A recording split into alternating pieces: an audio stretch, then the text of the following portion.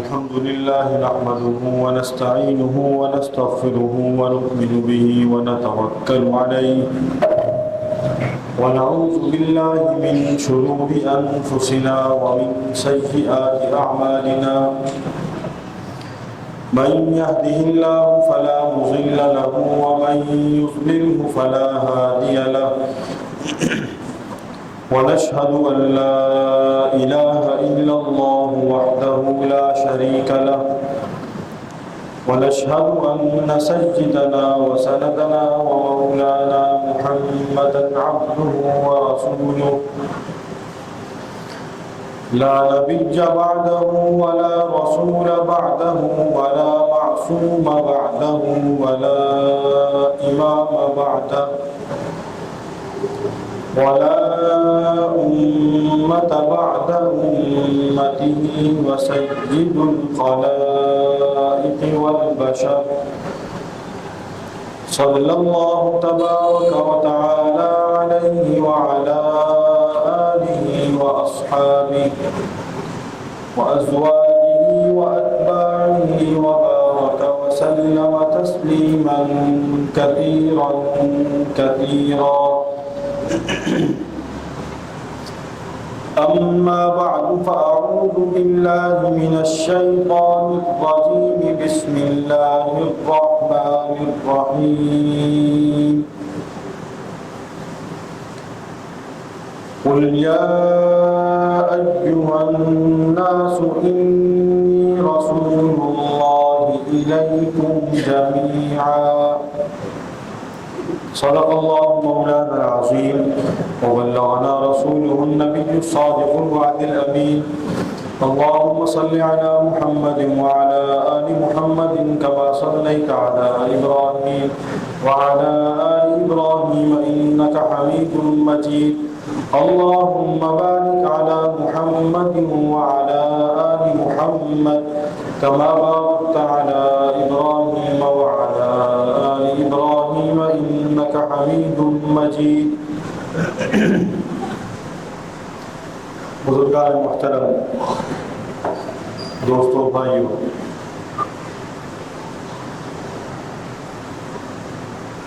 ربیع الاول کی پہلی تاریخ ہے.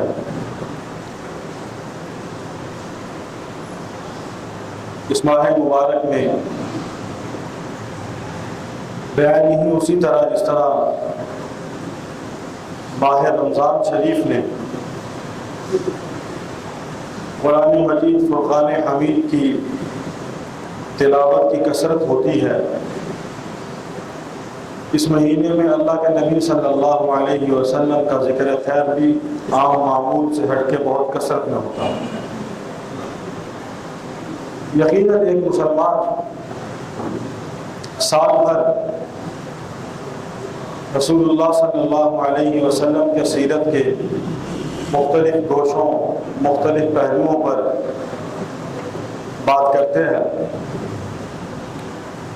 اسے اپناتا ہے، تقلید کرنے کی کوشش کرتا ہے اور اسے قابل ثواب سمجھتا ہے، عبادت سمجھ کے کرتا ہے. لیکن اس مہینے میں یہ سب کچھ معمول سے زیادہ ہوتا ہے. اللہ سبحانہ و تعالی اسے دین سمجھ کر کرنے کی توفیق دے اور بدعات و خرافات سے بچنے کی توفیق عطا فرمائے. در حقیقت یہ عمل کہ سنت کو اختیار کرنا، حضور علیہ السلام کا ذکر کرنا، آپ کی بات کا مجالس میں بیان کرنا، یہ حضرات صحابہ کرام کی سنت ہے. ایسا نہیں ہے کہ حضور کا ذکر ہم کر رہے ہیں، ہمیں الہام تو ہوتا نہیں کہ ہمیں 1400 سال پہلے کی خبریں آنا شروع ہو جائیں، ہم ان کا یہاں بیان شروع کر دیں. یہ سب کچھ حضرات صحابہ کرام آپس میں کر چکے ہیں اور ان کی روایت سے ہم تک پہنچا. حضور کی زندگی کے تمام معمولات، آپ کی پوری سیرت طیبہ ہمارے سامنے موجود ہے اور اس کی روایت کرنے والے سیدنا صدیق اکبر، سیدنا فاروق اعظم، عثمان و علی، حسن و حسین، سیدنا معاویہ، عبداللہ بن مسعود، عبداللہ بن عمر، حذیفہ بن یمان اور دیگر صحابہ، بے شمار روایات اور بے شمار صحابہ سے، حضرت انس بن مالک حضور کے خادم، گھر کے آدمی، حضرت عباس رضی اللہ تعالی عنہ اجمعین، کہ ان سے ہمیں یہ روایات ملی، ہم نے دین ان سے جمع کیا۔ انہوں نے بتایا کہ حضور صلی اللہ علیہ وسلم کے شب و روز کیسے ہی گزرتے اور کیا آپ کی زندگی کے طریقہ کار تھا۔ امت اسے محفوظ کیے ہوئے ہے، اپنانے کی کوشش کرتی ہے اور اس کو اپنے لیے سعادت بھی سمجھتی ہے، نجات کا ذریعہ بھی سمجھتی ہے، اپنے لیے عین عبادت بھی سمجھتی ہے۔ اللہ نے بغیر کسی عذر کے پیدا فرمایا، اس کا جتنا شکر ادا کیا جائے کم ہے۔ چلتے پھرتے ہیں، کھاتے پیتے ہیں، اٹھتے بیٹھتے ہیں، یہ سب ہماری فطری ضروریات ہیں، لیکن ان سب فطری ضروریات کو اگر ایک چھوٹے سے ارادے اور چھوٹی سی نیت کے ساتھ اور اس کو اس طریقے میں ڈھالنے کی کوشش کرتے ہوئے اگر ہم کر لیں تو وہ ہماری تمام فطری ضروریات مستقل 24 گھنٹے کی عبادت بن جائے۔ میں نے چلنا ہے، یہاں سے اٹھ کے وہاں بھی جانا ہے، گھر جانا ہے، سفر کرنا ہے، زندگی کا معمول ہے۔ اس سب کو ایک لمحے کے لیے میں سوچ لوں کہ اللہ کے نبی علیہ الصلوۃ والسلام کیسے چلتے تھے، ان کا چلنے کا طریقہ کیسے تھا، آپ سفر کیسے کرتے تھے، دعا پڑھتے تھے، سواری پر دایاں قدم رکھتے تھے، گھر میں داخل کیسے ہوتے تھے، کھانا کیسے یعنی وہ تناول فرماتے تھے، پانی کیسے پیتے تھے، یہ چھوٹے چھوٹے کام ہیں اور میری یہ فطرت ہے، میری ضرورت ہے، میری مجبوری ہے، زندگی گزارنی ہے تو یہ سب اس کے لوازمات ہیں، اور ان کو اگر میں ایک لمحے کی نیت سے حضور علیہ السلام کے طریقے کے مطابق بنانے کی ایک چھوٹی سی ادنا سی کوشش کر لوں، میں ویسا نہیں کر سکتا، ممکن نہیں ہے۔ حضور جیسا عمل کون لے کے آئے، کون ویسا کر سکتا، میں اس کی نقل کرنے کی کوشش کر سکتا ہوں، میری اس کوشش جو صحیح نیت کے ساتھ ہو، اللہ اس پر بھی مجھے اجر عظیم عطا فرمائے، وہ عبادت بن جائے۔ تو یہ سب کچھ ہمیں حضرات صحابہ کرام رضوان اللہ تعالی علیہ اجمعین سے ملا۔ انہوں نے جہاں حضور کی سیرت کو محفوظ فرمایا، آپ کی صورت کے روح کو، آپ کی پورے یعنی سرابہ کو محفوظ فرمایا اور امت تک پہنچایا، اسی طرح انہوں نے حضور علیہ السلام کی ذات کی بھی حفاظت فرمائی۔ آپ کی حیات طیبہ کے اندر صحابہ کرام نے حضور پر پہرا دیا۔ مختلف غزوات میں ہم دیکھیں حضور علیہ السلام کے ارد گرد صحابہ کس طرح ہے، پروانوں کی طرح، جو شمع کے اوپر پروانوں کی طرح چھائے ہوئے۔ غالباً غزوہ احد کا ہی واقعہ ہے، معروف ہے، مسلمان تھوڑے سے پریشان ہوئے، کچھ پریشانی آئی دوران جہاد۔ ایک مرتبہ حضور صلی اللہ علیہ وسلم اپنے ساتھیوں کے ساتھ ایک چٹان کے پیچھے چلے گئے، اور کفار کے لشکر میں سے اس وقت سیدنا ابو سفیان رضی اللہ تعالی عنہ اس وقت مسلمان نہیں ہوئے تھے، سیدنا خالد ابن ولید سیف اللہ المسلول وہ بھی اس وقت تک مسلمان نہیں ہوئے تھے۔ تو کوئی عیب نہیں ہے، جب وہ دشمن تھے تو کھل کے دشمن تھے، اور جب وہ دوست بنے اور غلام بن کے قدموں میں آ کر ڈھیر ہو گئے تو ان سے بڑا غلام کوئی نہیں تھا، ان سے بڑا بھی نبی کا محافظ اور یار مددگار کوئی نہیں تھا، صف اول میں کھڑے ہونے والے لوگ تھے۔ حالت کفر کے اندر بھی انہوں نے کبھی بھی یعنی چھپ کر وار نہیں کیا، کھل کر سامنے آئے، اور اسلام کے بعد تو ویسے ہی جو چھپنے کا سوال پیدا نہیں ہوتا۔ تو کفار کی فوج میں سے آواز آئی، تم میں سے کیا محمد ہے؟ سیدنا عمر بڑے پریشان ہوئے، کہ جواب دینا چاہیے انہیں، آپ نے روکا، افیکم ابو بکر افیکم عمر، یوں سوال ہوا، ایک پسپائی ہوئی، لیکن صحابہ حضور علیہ السلام کے اوپر پہرے دار بن کے کھڑے۔ آپ علیہ السلام پر تیروں کی بوچھاڑ ہوتی ہے، سیدنا طلحہ ہاتھوں میں تیر روکتے ہیں، ہاتھ چھلنی ہو جاتے ہیں، پشت چھلنی ہو جاتی ہے۔ حضور علیہ السلام ان پر جنت کے واجب ہونے کی بشارت سناتے ہیں، کیفیت دیکھ کر انہیں اس طرح صحابہ نے حضور علیہ السلام کا دفاع کیا، آپ کی ذات کا تحفظ کیا۔ ہجرت کے موقع پہ سیدنا ابوبکر صدیق کی کیفیت اتنی ہے وہ بیان نہیں کی جا سکتی، کس حال میں انہوں نے کیسے وقت گزارا۔ غار کے اندر یعنی ایک ناگ انہیں ڈس رہا ہے اور ان کا رنگ پیلا کالا ہو رہا ہے، لیکن ان کے وجود کے اندر ذرا سی جھجھلی بھی پیدا نہیں۔ یہ کرسی دیتے ہوئے خالی بزرگوں ذرا سی ان کے وجود کے اندر جھجھلی بھی پیدا نہیں، اتنا بھی نہیں ہوا کہ اتنا زخم لگ رہا ہے، زہر جسم کے اندر منتقل ہو رہا ہے، لیکن نہیں، اس شدت تکلیف کے نتیجے میں ایک وسیع کے عالم میں ان کی آنکھ سے ایک آنسو کا قطرہ نکلتا ہے اور آقا نامدار صلی اللہ علیہ وسلم کے رخسار اطہر پر گرتا ہے، جس سے ان کی آنکھ کھلتی ہے، حضور کے آرام میں خلل پیدا نہ ہو۔ یہ تو ایک یعنی ادنا سی مخلوق سے پہنچی ہوئی تکلیف کے نتیجے میں ان کی یہ کیفیت ہو، لیکن دشمن کی تکلیف پہنچانے کی جو اس کی سازش تھی اس سے اللہ نے محفوظ فرمایا، ذریعہ صحابہ کو بنایا۔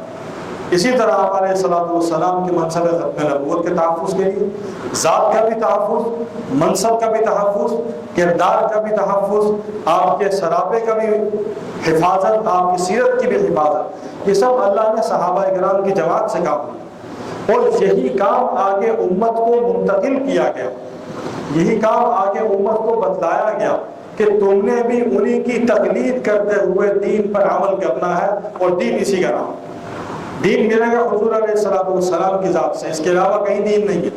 ان الدین عند اللہ الاسلام، اور محمد رسول اللہ صلی اللہ علیہ وسلم اس دین کے لانے والے، اس کے پیغامبر ہیں۔ تو اللہ جل شانہ نے امت کی بھی یہ ڈیوٹی لگائی ہے، کنتم خیر امت اخرجت للناس تأمرون بالمعروف وتنہون عن المنکر، تمہارے ذمہ ہے کہ تم خیر کے کاموں کا حکم کرو، برائی کے کاموں سے منع کرو۔ یہ کام نبی والا کام ہے، یہ کام صحابہ والا کام ہے، یہ کام امت کا مشترکہ کام ہمیں کرنا ہے۔ امر بالمعروف ہے، نہی عن المنکر ہے، اور منکر میں سب سے پہلی چیز کے دین سے منحرف ہونے سے بچانا ہے لوگوں کو، اور جو دین کا مذاق اڑا ہے اس کا منہ توڑنا۔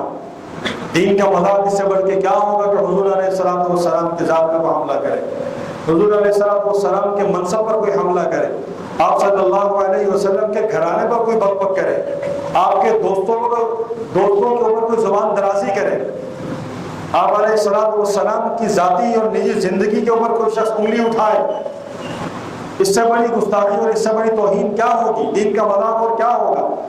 دین تو سراپا محمد کریم صلی اللہ علیہ وسلم، حضور کا سراپا ہی دین ہے، اس کے باہر دین کہاں سے لے کے آئیں گا؟ کس سے سمجھیں گے؟ اسوہ حسنہ کون ہوگا؟ نمونہ عمل کون ہے ہمارے لیے؟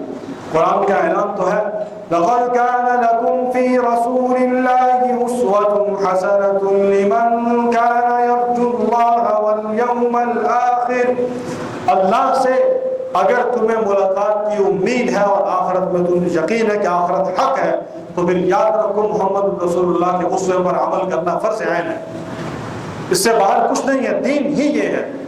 لہٰذا جب ان کے اسوے پہ عمل کرنا ہے تو پھر اس کو محفوظ بھی کرنا ہے، اس کے لیے پہرا بھی دینا ہے، اس کے لیے اپنے آپ کو میدان کے اندر رکھتے ہوئے ہر چیز سے بے پرواہ ہو کر لا یخافون لومۃ لائم بنتے ہوئے میدان میں کھڑے ہونا ہے، پھر جو ہوتا ہے ہو جائے، پھر اس کی پرواہ نہیں ہے، اس لیے کہ اللہ اکبر۔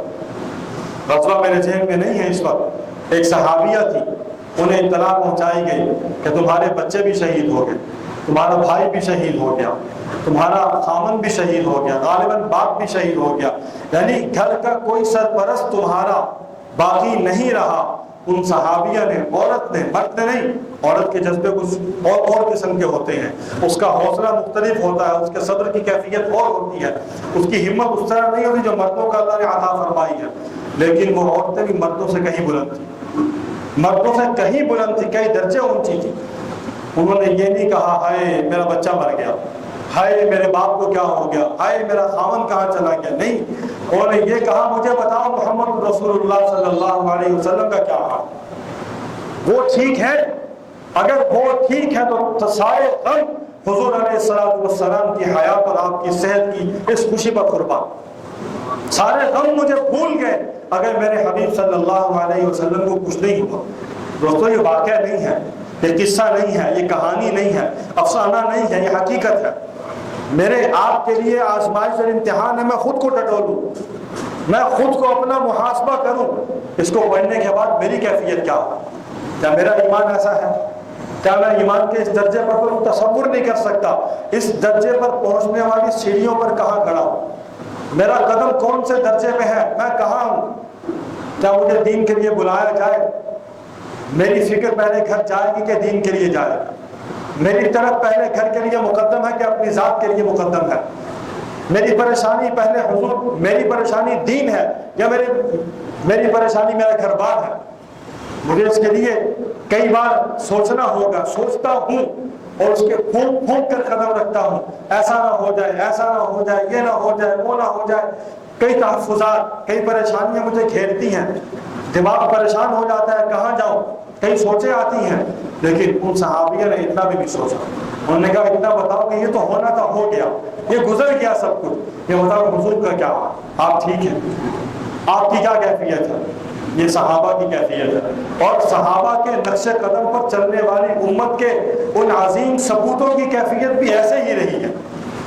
ایک نہیں، بے شمار لوگ، بے شمار واقعات 1400 سال پرانے نہیں کہ صحابہ کے بعد کے لوگ تابعین ایسے تھے، تبع تابعین ایسے تھے، نہیں، آج کے اس صدی کے لوگ ایسے گزرے ہیں، آج کی اس صدی کے لوگ ایسے گزرے ہیں کہ جنہوں نے دین کی حفاظت کے لیے، دین کے کام کی خاطر، دین کے آواز دینے پر، حضور علیہ السلام کی ختم نبوت کے تحفظ کے لیے آواز دینے پر لبیک کہتے ہوئے سب کچھ کو قربان کر دیا اور اللہ کے دین کی سربلندی کے لیے میدان میں نکلے۔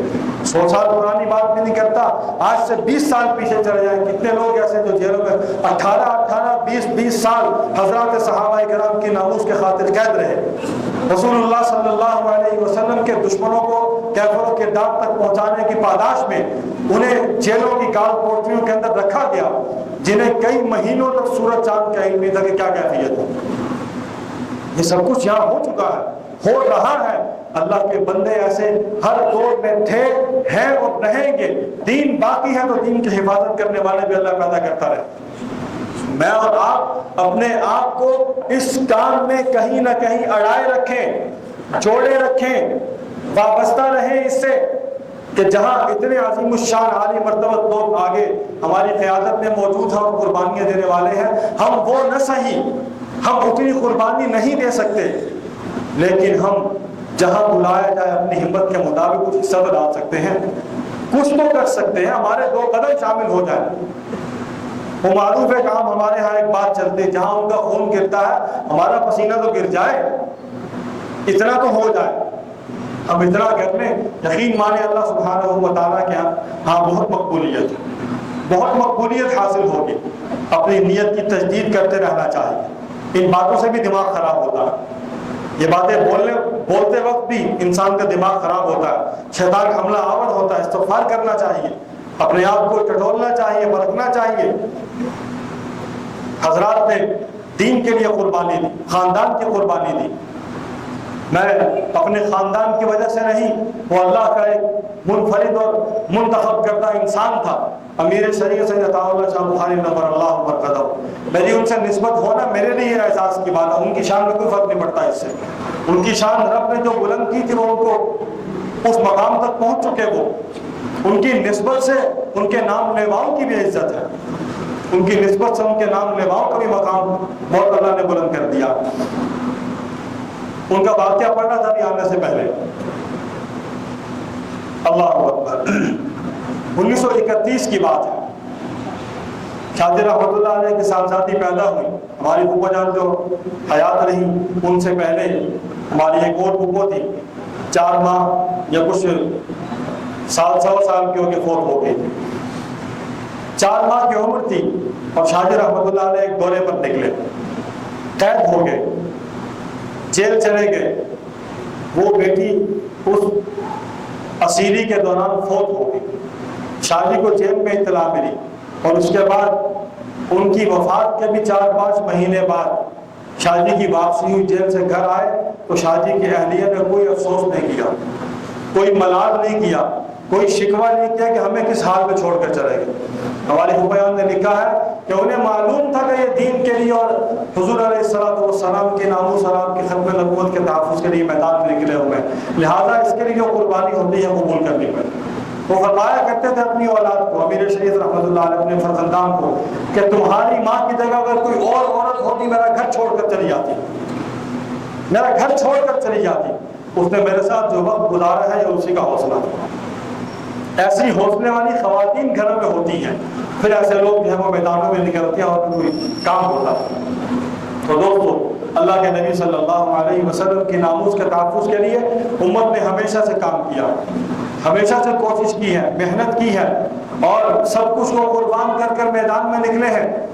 1935 کا واقعہ ہے جسے ہم مقدمہ بہاولپور کے نام سے یاد کرتے ہیں، کہ بر صغیر کے اندر ایک عجیب واقعہ ہوا کہ مولانا الہی بخش نامی ایک بزرگ گزرے ہیں، بہاولپور ریاست تھی اس وقت، وہاں پر ان کی بیٹی عائشہ بی بی کا نکاح ایک آدمی سے کر دیا گیا۔ لودھرا کے علاقے کے وہ لوگ تھے۔ نکاح کے بعد انہوں نے دوستی کے لیے بہت جلدی مچائی، مولانا کے ابھی احوال ایسے نہیں تھے، کچھ اللہ نے ان پر واضح فرما دیا کہ یہ لوگ ٹھیک نہیں لگتے جو اتنی جلدی مچا رہے ہیں۔ انہوں نے معلومات شروع کی، پتہ چلا کہ وہ خاندان قادیانی ہے، وہ لڑکا قادیانی تھا۔ انہوں نے رخصتی سے پہلے ہی بچی کو بچانے کے لیے فسخ نکاح کا مقدمہ دائر کر دیا۔ عدالت میں مقدمہ چلا، عدالت ان کے حق میں فیصلہ نہیں کر رہی، جیسے آج فیصلہ نہیں ہو رہا۔ حضور علیہ السلام کے باغیوں کے حق میں عدالت چپ ہے، پریشان ہے۔ آج 14 دن گزر گئے، کم و بیش تفصیلی فیصلہ آنا تھا، نہیں آیا۔ کیوں نہیں آ رہا فیصلہ؟ کیوں رکاوٹیں کھڑی ہیں؟ کیا پریشانی ہے؟ کس کا پریشر ہے؟ کون اوپر سے ہمیں پریشان کر رکھا ہے؟ کس نے؟ ہماری عدلیہ آزاد کیوں نہیں ہے؟ ہماری حکومت مختار کیوں نہیں ہے؟ کس کے کنٹرول میں ہماری ڈوریں ہیں؟ کون ہمیں ختم نبوت کے حوالے سے فیصلے کرنے سے روک رہا ہے اور ہم رکے ہوئے ہیں؟ کیوں رکے ہوئے ہیں؟ یہ سوالات ہیں،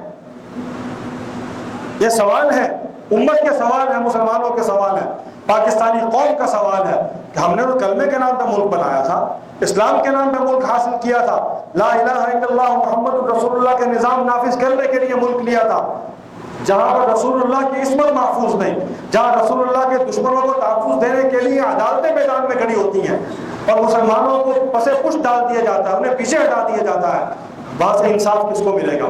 جہاں نبی کو انصاف نہیں مل رہا، جہاں حضور علیہ السلام کی ختم نبوت کے لیے انصاف نہیں ہے، وہاں میرے آپ جیسے بندوں کے چھوٹے چھوٹے کیسوں کو کہاں انصاف ملے گا؟ ہمیں حضور علیہ السلام کے لیے عدالت میں جانا ہے، ہمیں حضور علیہ السلام کا مقدمہ لڑنا ہے، آپ کی ناموس کا مقدمہ لڑنا ہے، آپ کی ختم نبوت کا مقدمہ لڑنا ہے، اور ہم اس کے لیے کھڑے۔ ہم کمزور ہیں، ناگواہ ہیں، بہت کمزور ہیں، ہم وہ نہیں ہیں جو ہم سے پہلے تھے، وہ ہو نہیں سکتے جو وہ کر گئے، لیکن ہم اتنے کمزور ہیں کہ ہم حالات کی نزاکتوں کو پہلے دیکھتے ہیں، اس کے بعد قدم اٹھاتے ہیں۔ یہ ہماری انتہائی کمزوری ہے۔ انہوں نے حالات کو نہیں دیکھا، پرواہ نہیں کی، کبھی پرواہ نہیں کی۔ اللہ سبحانہ و تعالیٰ ایسے لوگ پیدا کر دے دوبارہ اور یہاں ملک میں نظام اسلام نافذ ہو جائے۔ ہمارا مطالبہ ہے آج بھی کہ وہ جو تفصیلی فیصلہ مبارک ثانی قادیانی کیس کا آنا تھا، آج 6 ستمبر ہو گیا، اب تک فیصلہ نہیں آیا، اب تک فیصلہ نہیں آیا۔ کیوں نہیں آ رہا فیصلہ؟ اس کے پیچھے کیا راز ہے، کیا وجہ ہے، کیا مصلحت ہے؟ خیر، 1935 میں بھی اسی طرح فیصلہ نہیں ہو رہا، مقدمہ بہاولپور جو معروف ہے، اور اس کے لیے مولانا الہی بخش در در کی ٹھوکریں کھا رہے تھے، پریشان تھے۔ انہیں کسی نے کہا کہ نواب آپ بہاولپور سے کہا جائے تو وہ کچھ میں کردار ادا کرے گا۔ نواب صاحب سے کون پہنچے، کون ملے، کیسے ملے؟ مشکل تھا۔ کسی نے بتایا کہ جب وہ گزرتے ہیں تو راستے میں اگر انہوں نے کوئی رکا وغیرہ پکڑا دے ان کی بگی کے اندر، ان کی گاڑی میں گئی تو وہ پڑھ کے اس کو کچھ نہ کچھ رہنمائی ہو جاتی ہے۔ تو مولانا نے ایسے ہی کیا اور اس میں لکھا کہ میری بیٹی نہیں، یہ آپ کی بیٹی ہے، نہیں یہ رسول اللہ کی بیٹی ہے۔ ایک قادیانی سے اس کے نکاح کے معاملے میں مقدمہ چل رہا ہے، آپ سے درخواست ہے جب فیصلہ نہیں کر رہا اس کے متعلق آپ کردار ادا کریں۔ ہماری مدد فرمائے تاکہ یہ کسی کافر کے گھر میں جانے سے بچ جائے، اس کی عزت و ناموس بچ جائے۔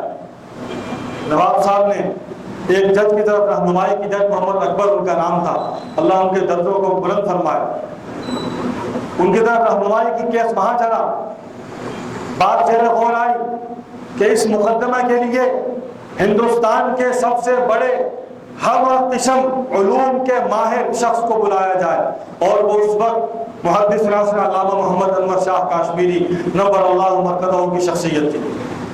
انہیں درخواست کی کہ حضرت آقا کی ناموس کا معاملہ ہے، ختم نبوت کا معاملہ ہے، قادیانی عدالت میں موجود ہیں، وہ خود کو مسلمان ثابت کرنے کے لیے کوششوں میں مصروف ہیں، اور وہ عدالت میں پیش ہو کے مسلمان ہونے کے دعوے دار ہیں، اور ایک بچی کے فسخ نکاح کا معاملہ ہے، آپ تشریف لائیں، آپ کے بغیر مسئلہ حل نہیں ہوتا۔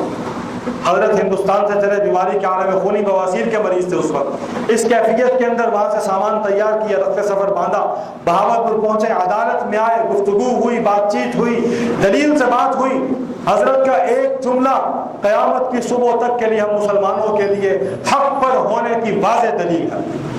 انہوں نے جلال الدین شمس جو مرزائیوں کا نمائندہ بن کے وہاں کھڑا تھا عدالت میں، اسے کہا جج صاحب اسے کہیے کہ کیا میں مرزا غلام قادیانی کو اس بھری عدالت میں انہی آنکھوں سے دوزخ میں جلتا ہوا دکھا دوں اس کو، اگر اسے میری بات پہ یقین نہیں آتا۔ عدالت کانپ گئی، پریشان ہو گئے۔ بعد میں کسی نے کہا حضرت اگر وہ آپ سے اس کا مطالبہ کر لیتا تو پھر آپ کیسے دکھاتے، یہ کیسے ہوتا؟ انہوں نے فرمایا مجھے اپنے رب پہ اتنا ہی یقین ہے کہ وہ رسول اللہ صلی اللہ علیہ وسلم کی ناموس اور آپ کے ختم نبوت کے تحفظ کے لیے میرے اس دعوے کو جھوٹا نہ ہونے دیتے، ثابت ہو جاتا، اور دشمن یہ دیکھ لیتا یہاں پر۔ یہ ان لوگوں کا ایمان تھا، یہ ان لوگوں کا حضور سے عشق تھا، یہ ان لوگوں کی حضور سے محبت تھی، یہ ان لوگوں کا ختم نبوت کے محاذ پر کھڑے ہونے کا جذبہ تھا۔ آج کسی جذبے کو امت کے اندر پھر سے بیدار کرنے کی محنت کرنی ہے۔ دوستوں، بزرگوں، بھائیوں، آج پاکستان کی پارلیمنٹ کے اندر 1974 کے قادیانیوں کو غیر مسلم اقلیت قرار دیے جانے کے تاریخ ساز اس فیصلے کے 50 برس پورے ہونے جا رہے ہیں۔ آج 50 برس پورے ہو چکے، 6 ستمبر کو 7 کو فیصلہ ہوا تھا، سال پورا ہو گیا ہے۔ کل 7 ستمبر کو ملک بھر کے اندر تحفظ ختم نبوت گولڈن جوبلی کے نام پر حضور علیہ السلام کی عزت و ناموس، آپ کے نام جو اللہ نے آپ کے نام کا ڈنکا بجایا ہے پوری دنیا کے اندر، اس خوشی کے اندر پوری امت مسلمہ متحد ہو کر ختم نبوت گولڈن جوبلی منا رہی ہے۔ آپ حضرات جہاں ہیں، جیسے ہیں، جس حال میں بیٹھے ہیں، حضور علیہ السلام کی ناموس رسالت کے لیے آئندہ زندگی کے اندر جتنا حصہ شامل کر سکتے ہیں اس کا عہد کرتے ہیں، کوئی پابندی نہیں ہے۔ آپ حضور رسول اللہ صلی اللہ علیہ وسلم کی ختم نبوت کے لیے جہاں جتنا جو آپ کے بس میں ہے اتنا تو کر سکتے ہیں نا، اس کے لیے تو میدان میں آ سکتے ہیں انشاءاللہ ثم انشاءاللہ۔ ہمیں عہد کرنا ہے، ہمیں تجدید عہد کرنا ہے کہ ہماری باقی زندگی کاروبار بھی کرے، نوکری بھی کرے، پیسہ بھی کمائے، زندگی کو پرتعیش بھی بنائے، سب کچھ ٹھیک ہے، کچھ منع نہیں ہے دین کے اندر، حلال طریقے سے جو ہو جائز ہے، لیکن اس سب کے ساتھ دین مت بھولیے، حضور کو مت بھولیے، آقا صلی اللہ علیہ وسلم کی ختم نبوت اور آپ کی ناموس کو مت بھولیے۔ آج سے 30-35 برس پہلے، بلکہ اس سے بھی زیادہ عرصہ پہلے، مجلس احرار اسلام نے 7 ستمبر کی اس تاریخ کو باقاعدہ طور پر یوم تحفظ ختم نبوت اور یوم قرارداد اقلیت کے نام سے باقاعدہ طور پر منانا شروع کیا۔ چوکوں چوراہوں میں اجتماعات کیے، مختلف شہروں میں اس آواز کو بلند کیا، اور آج ہماری آواز جو ہے وہ سب کی آواز بن گئی ہے۔ ہماری آواز کام شروع کرنا مشکل ہوتا ہے، میدان میں نکلنا مشکل ہوتا ہے، قافلہ بن جایا کرتا ہے، بنیاد کا پتھر بننا مشکل ہے، عمارت اوپر آ جاتی ہے، بڑی شاندار بلڈنگ بن جاتی ہے، لیکن آج سے 35 برس قبل جب 7 ستمبر کو کوئی جانتا نہیں تھا، اتنا معلوم تھا کہ فیصلہ ہوا ہے، وہ بھی خاص حلقوں کے اندر معلوم تھا، عوام میں ایک بیداری مہم پیدا کرنے والی مجلس احرار اسلام تھی۔ 35 برس بعد آج پورے ملک کے اندر قریہ قریہ، چپا چپا، بستی بستی، نگر نگر یہ آواز لگ رہی ہے کہ اللہ کے نبی صلی اللہ علیہ وسلم کے دشمن 7 ستمبر کو ذلیل و رسوا ہوئے، اور آج 50 سال بعد انشاءاللہ پھر اس مبارک ثانی قادیانی کیس کے فیصلے کے بعد پھر دوبارہ رسوا ہوں گے انشاءاللہ انشاءاللہ ثم انشاءاللہ۔ ہمیں آئین کی حفاظت کرنی ہے، اس لیے کہ آئین ہمارے علماء کی قربانیوں کے نتیجے میں بنا ہے۔ اکابرین کی قربانیوں کے نتیجے میں ہے، 10,000 سے زائد شہداء ختم نبوت کے خون کے نتیجے کے اندر یہ تحریک کامیاب ہوئی اور قادیانیوں کے خلاف یہ فیصلہ آ سکا۔ یہ نہ ہوتا تو پھر کچھ بھی نہ ہو۔ مجلس احرار اسلام نے تحریک برپا کی، تمام جماعتوں کو شامل کیا، کل جماعتی فورم بنے۔ امیر شریعت رحمۃ اللہ علیہ نے 1953 کی تحریک مقدس ختم نبوت کے بعد لائل پور میں، راول پنڈی میں، ملتان میں، لاہور میں، کراچی میں اجتماعات میں خطاب کے پورا دورہ کیا پورے ملک کا، اور فرمایا جو کچھ نہیں ہونا چاہیے تھا وہ بھی ہوا ہے، اس کی ذمہ داری بھی مجھ پہ حضور علیہ الصلوۃ والسلام کی ناموس کے لیے۔ جو آئندہ ہوگا اس کی ذمہ داری بھی قبول کرتا ہوں۔ جو لوگ شہید ہو گئے ان سب کا خون میرے گلے ڈال دوں میں کل قیامت کو، اللہ کو اس کا جواب دینے کے لیے تیار ہوں۔ یہ جذبہ ہے، یہ ایمان ہے، یہ ان کی حضور سے محبت اور وفا کا تقاضا ہے۔ رسول اللہ صلی اللہ علیہ وسلم سے وفا اور محبت ہے، یہ ان کا عشق ہے جس کو الفاظ میں بیان نہیں کیا جا سکتا۔ آج ہمیں کہا جاتا ہے کہ آپ جناب قادیانیوں کو راستہ مہیا کریں، آپ قادیانیوں کے لیے نرم گوشہ اختیار کریں، اس کا مطلب کہ رسول اللہ صلی اللہ علیہ وسلم کو گالی دی جاتی ہے، میں کان بند کر کے سائڈ پر نکل جاؤں؟ ایسا نہیں ہوگا۔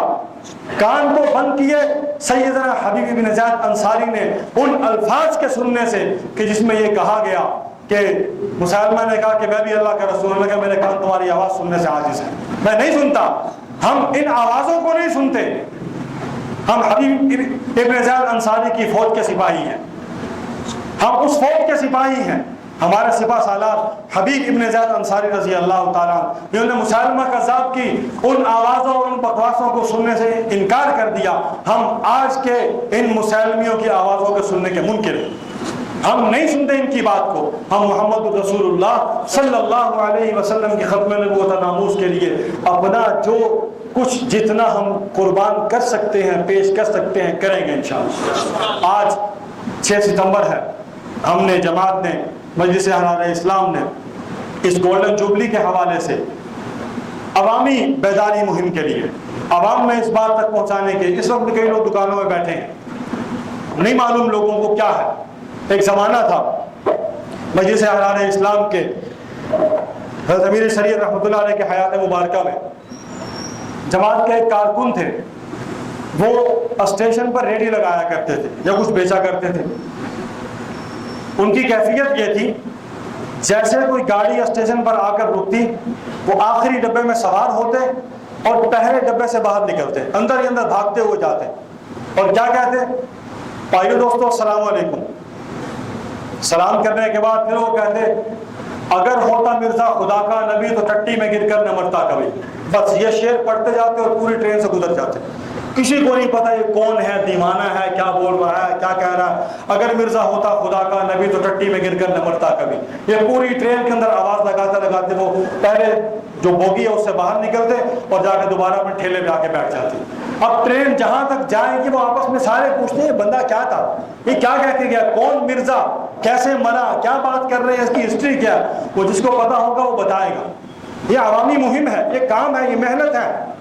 اس کو تقریر نہیں آتی تھی، اسے حدیثیں یاد نہیں تھی، اسے قرآن نہیں پتا تھا، اسے اتنا پتا تھا کہ کانا دجال جو ہے اس نے رسول اللہ صلی اللہ علیہ وسلم کے ناموس پر حملہ کیا، حضور کے ختم نبوت کے منصب پہ حملہ کیا۔ اس کے مطابق لوگوں کے دلوں میں نفرت پیدا کرنی چاہیے، اور میں اس انداز سے پیدا کر سکوں نے پیدا کر دی۔